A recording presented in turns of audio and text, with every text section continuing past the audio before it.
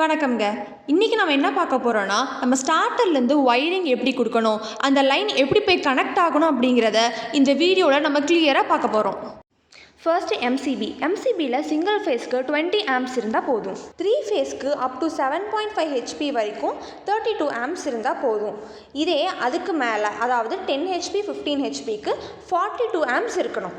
3 ஃபேஸை பொறுத்த வரைக்கும் ஸ்டார்டரில் L1, L2, L3ன்னு இருக்கும். அதை நம்ம எப்படி டிவைட் பண்ணியிருக்கோன்னா RYB.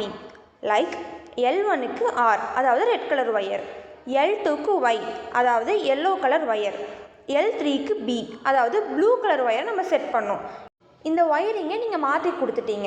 இது எப்படிங்க கண்டுபிடிக்கிறது அப்படின்னா, நம்ம செட் பண்ணதுக்கப்புறம் நம்மளோட லீஃப் இருக்குது இல்லைங்களா, அந்த லீஃப் நமக்கு ஆன்டி கிளாக் வைஸ் சுற்றலைன்னா அது நம்ம ஒயரிங் மாற்றி கொடுத்துருக்கோன்னு அர்த்தங்க.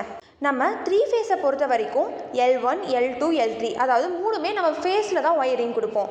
ஆனால் சிங்கிள் ஃபேஸை பொறுத்த வரைக்கும் நம்ம ஒரு ஒயர் ஃபேஸ்லேயும் இன்னொரு ஒயர் நியூட்ரல்லையும் கொடுப்போம்.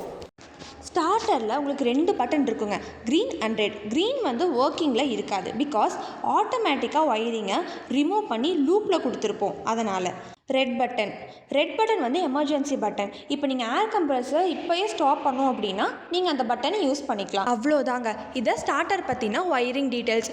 இன்னும் உங்களுக்கு ஏதாவது டீட்டெயில்ஸ் வேணும்னா கண்டிப்பாக இந்த நம்பருக்கு கால் பண்ணுங்கள்.